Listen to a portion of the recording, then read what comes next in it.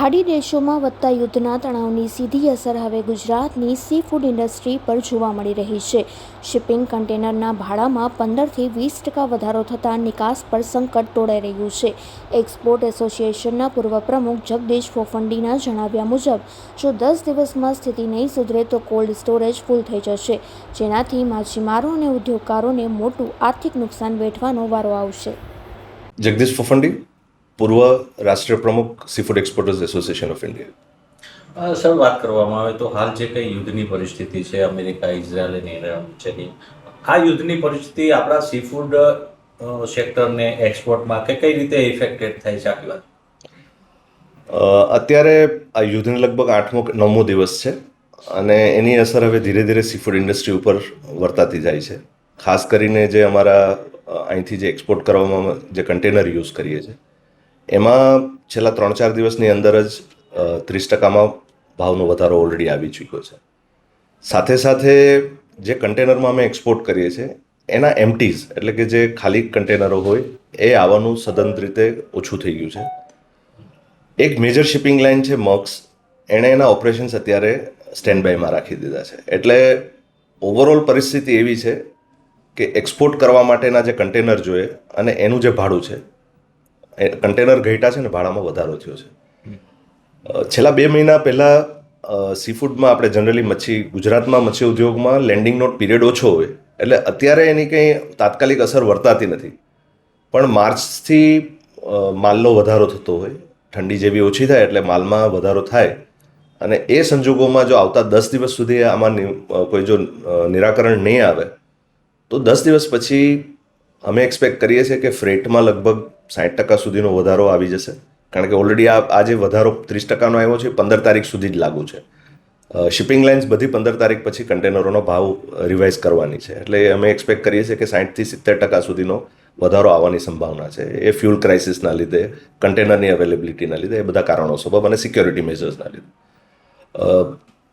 અમારો જે માલ પહોંચવાનો પીરિયડ હતો એ તો અમસ્તા જ્યારથી સુએઝ કેનાલ બંધ થઈ છે ત્યારથી જે પીરિયડ 20 દિવસનો યુરોપમાં પહોંચવાનો પીરિયડ હતો એ વધીને 40થી 60 દિવસનો ઓલરેડી પીરિયડ થઈ ચૂક્યો છે. એટલે સમય વાઇઝ તો જે પરિસ્થિતિ છે એ યથાવત છે, પણ બાકી બધી રીતે હાલમાં એની અસર વર્તાતી નથી. પણ અમે લોકો સીફૂડ એક્સપોર્ટર્સ ઓલરેડી એના માટે સરકાર સાથે એમ્પીડાના માધ્યમથી, અન્ય સંસ્થાઓના માધ્યમથી આવતી પરિસ્થિતિને કઈ રીતે હેન્ડલ કરવી અને શું પરિસ્થિતિ સર્જાય એવી સંભાવના છે એની ચર્ચા ઓલરેડી કરી રહ્યા છીએ. જગદીશભાઈ, ગુજરાતની વાત કરીએ તો ગુજરાતમાં કેટલું એક્સપોર્ટ, કેટલા કન્ટેનર એક્સપોર્ટ થતા હશે?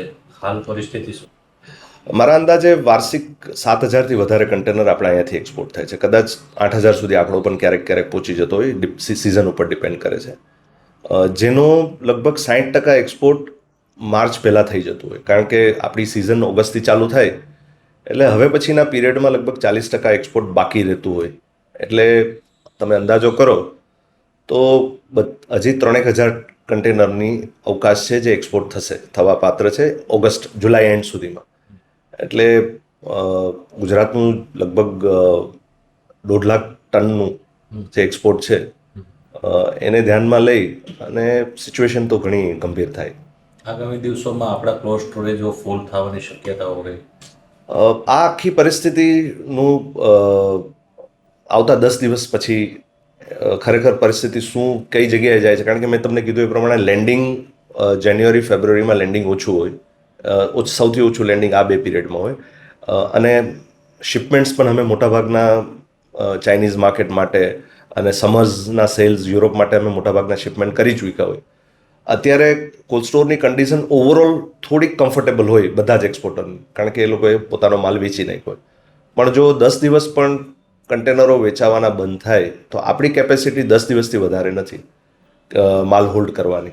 એટલે માની લો કે કન્ટેનર્સ આઉટરાઇટલી 10 દિવસ કન્ટેનર શિપમેન્ટ બંધ થાય તો લગભગ ગુજરાતના તમામ કોલ્ડ સ્ટોરેજીસ ફૂલ થઈ જાય. આની સીધી અસર ક્યાં આવે?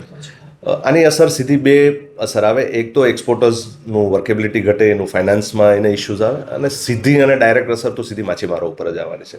કારણ કે એક્સપોર્ટરો પાસે જો એક્સપોર્ટ કરવા માટેનું માધ્યમ બંધ થઈ જાય તો અને સ્ટોર કરવાનું જો એની પરિસ્થિતિ એની કેપેસિટી ઘટી જાય તો એ માલ લેવામાં ક્યાંક ને ક્યાંક કન્ઝર્વેટિવ થઈ જાય, અને માલ ઓછો લે એટલે સપ્લાય ડિમાન્ડ તમે સમજો જ છો, તો સપ્લાય ડિમાન્ડના લીધે ભાવ ઉપર અસર આવવાની સંભાવના છે. પણ હાલ પૂરતા તો રો મટીરિયલના ભાવ બહુ સારા છે.